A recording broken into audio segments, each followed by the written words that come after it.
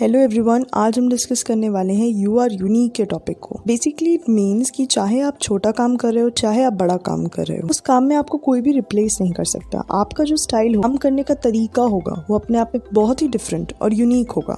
और सेम चीज सेम काम अगर कोई और भी करता है, वो बहुत ही डिफरेंट और अलग तरीके से करेगा। वो आपके इस स्टाइल को कॉपी नहीं कर सकता और आप उसके स्टाइल को कॉपी नहीं कर सकते। आप दोनों ही अपने आप में बहुत ही डिफरेंट और यूनिक होंगे और एक दूसरे को रिप्लेस नहीं कर पाएंगे। और वही सेम काम अगर किसी ने पास्ट में किया है तो उस पर्सन ने बहुत ही अलग तरीके से किया होगा, और आने वाली जनरेशन्स भी अगर उस काम को करेंगी तो वो भी बहुत ही अलग तरीके से करेंगी। क्योंकि फिर से इन शॉर्ट यही कहता है कि जो आप कर रहे हैं वो कोई और कर ही नहीं सकता। आज हम इसी चीज को बाय डिफरेंट लॉजिक्स डिस्कस करने वाले हैं। So let's begin.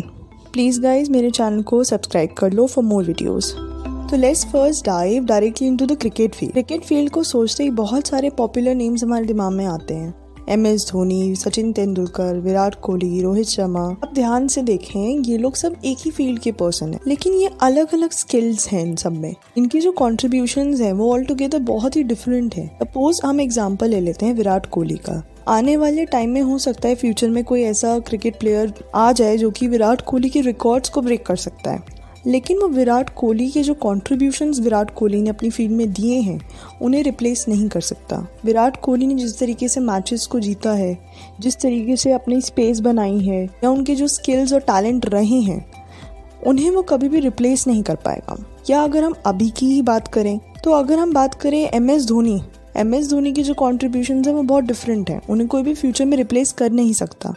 ये दोनों एक दूसरे को भी रिप्लेस नहीं कर सकते, डिस्पाइट ऑफ दिस फैक्ट कि दोनों टैलेंटेड हैं, दोनों स्किल्ड हैं, दोनों बहुत पॉपुलर हैं। उसके बाद भी ये दोनों की जो पर्सनालिटीज हैं वो ऑल टुगेदर डिफरेंट है, और ये दोनों एक दूसरे को इस फील्ड में रिप्लेस नहीं कर सकते। जो काम विराट कर सकते हैं वो MS धोनी नहीं कर सकते, जो काम MS धोनी कर सकते हैं वो विराट नहीं कर सकते, जो कि फिर से इन दोनों की यूनिकनेस को पॉइंट आउट करता है।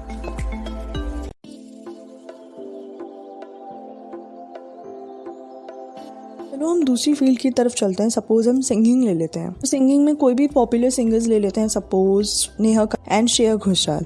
फर्स्ट, श्रेया घोषाल के बारे में अगर हम डिस्कस करते हैं तो श्रेया घोषाल ऑलरेडी बहुत गाने गा चुकी हैं। क्या कोई भी फ्यूचर में उनके गानों को रिप्लेस कर सकता है? हो सकता है कि सेम गाने गाएं, रीमिक्स हो जाए, सीक्वल्स बन जाए, लेकिन उनका ओरिजिनल में नाम सिर्फ श्रेया घोषाल का आएगा क्योंकि ओरिजिनल सॉन्ग उन्होंने गाया है। ये श्रेया घोषाल जैसी हमें सिमिलर वॉइस चाहिए हो तो क्या हमें कहीं मिल जाएगी? नहीं मिलेगी। और अगर हम नेहा कक्कड़ की बात करें तो नेहा कक्कड़ की वॉइस ऑल टुगेदर डिफरेंट है श्रेया घोषाल से। हम उन दोनों को सेम सॉन्ग दे दें, वो दोनों अपने अपने स्टाइल से वो सॉन्ग्स गाएंगी। हम दोनों सॉन्ग्स अपने आप में डिफरेंट होंगे और हम पॉइंट आउट कर सकते हैं कौन सा गाना श्रेया घोषाल ने गाया, कौन सा गाना नेहा कक्कड़ ने गाया है। क्यों?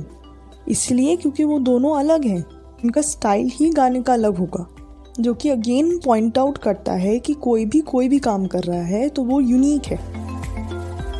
एक गेम बहुत पॉपुलर है among the kids, Chinese whisper. और भी बहुत सारे नाम दिए जाते हैं लेकिन पॉपुलर चाइनीज विस्पर ही है। इसमें बेसिकली एक पर्सन एक सेंटेंस या एक वर्ड दूसरे पर्सन के कान में बोलता है और वो जो है पास ऑन होता है अमंग द पीपल जो भी गेम खेल रहे हैं, और लास्ट में उस पर्सन जो भी लास्ट पर्सन होता है उसे वो सेंटेंस पूरा रिपीट करना होता है, और वो फर्स्ट पर्सन मैच करता है कि मैंने जो सेंटेंस बोला था उससे वो मैच हो रहा है या नहीं। तो इस गेम में यूजुअली यही होता है कि जो फर्स्ट सेंटेंस बोला गया था वो ऑल टुगेदर डिफरेंट हो जाता है लास्ट तक पहुंच। सो एक्चुअली में ऐसा क्यों हो रहा है? अगर हम ध्यान से देखें तो जो फर्स्ट पर्सन है वो एक सेंटेंस को सुन रहा है। पहले तो उसने एक सेंटेंस बनाया था, जो सेकंड पर्सन जो उस फर्स्ट सेंटेंस को सुन रहा है वो अपने अकॉर्डिंग उस सेंटेंस को इंटरप्रिटेट कर रहा है, अपने अकॉर्डिंग उस सेंटेंस की अंडरस्टैंडिंग को ले रहा है, फिर वो अपने वर्ड्स में उस सेंटेंस को थर्ड पर्सन को बता रहा है, और सो ऑन ये चल रहा है।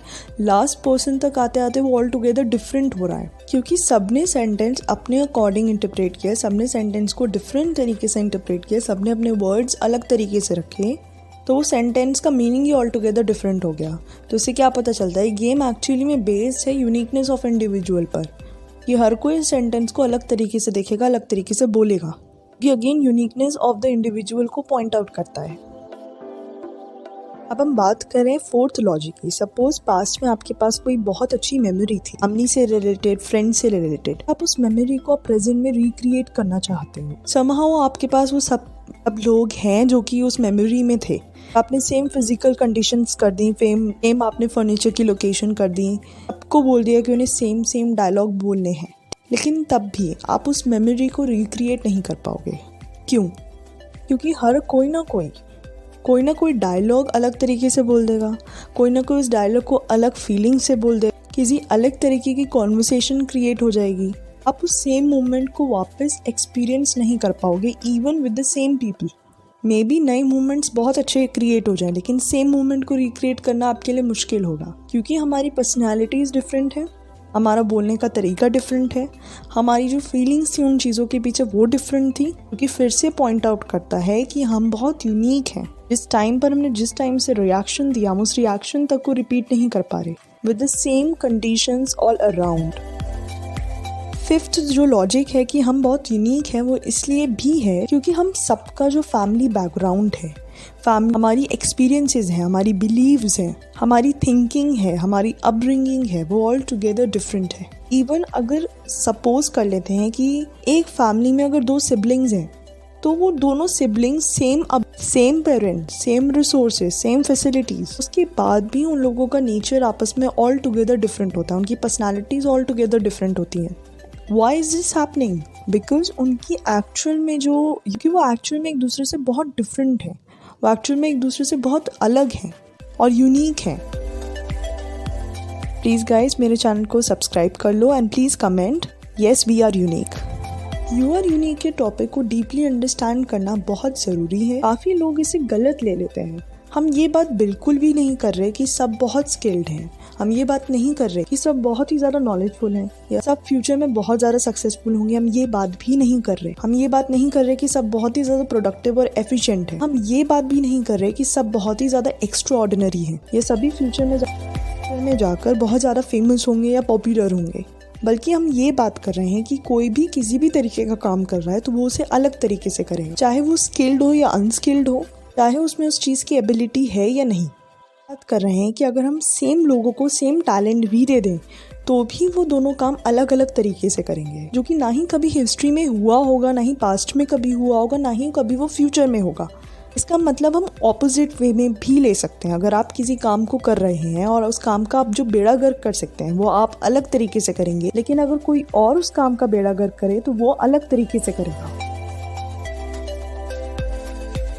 यू आर यूनिक का टॉपिक बहुत ज़्यादा इम्पॉर्टेंट है। इसकी वजह से क्या होता है, हम कभी भी कोई भी किसी भी फील्ड में, नई फील्ड में ट्राई करता है, पुरानी फील्ड में भी ट्राई करता है, तो उसे कंपटीशन का डर बहुत ज़्यादा रहता है, जिसकी वजह से फेयर ऑफ फेलियर जो होता है वो बहुत ज़्यादा हाई हो जाता है। इस फेयर ऑफ फेलियर की वजह से लोग ज़्यादातर अटेम्प्ट नहीं करते नई चीज़ें, या पुरानी चीज़ें अटेम्प्ट करते हुए भी बहुत ज़्यादा डरते हैं, जिससे ऑटोमेटिकली उनका सेल्फ कॉन्फिडेंस काफ़ी लूज हो जाता है। उस चीज़ में सक्सीड करने के चांसेस ऑटोमेटिकली काफ़ी लो हो जाते हैं। या वो अपने आप को पुश कर करके अगर काम करते भी हैं तो अपने आप को कॉन्स्टेंटली किसी न किसी के साथ कंपेयर करते रहते हैं। इस कॉन्स्टेंट कंपैरिजन की वजह से वो अपने आप के काम में फोकस नहीं कर पाते, अपने ऊपर फोकस नहीं कर पाते। ये क्यों हो रहा है? क्योंकि हमें ये याद नहीं है कि वो जो तरीके से जो दूसरा पर्सन है, वो जो काम कर रहा है वो अलग तरीके से करे, और जो काम हम करेंगे वो हम अलग तरीके से करेंगे। ये चीज़ हमें समझ में आ जाए कि हम एक दूसरे को रिप्लेस कर ही नहीं सकते। चाहे कोई भी कितना भी टैलेंटेड हो, कितनी भी एबिलिटीज वाला हो, कितना भी स्किल्ड हो, तो भी हम एक दूसरे को रिप्लेस कर ही नहीं सकते।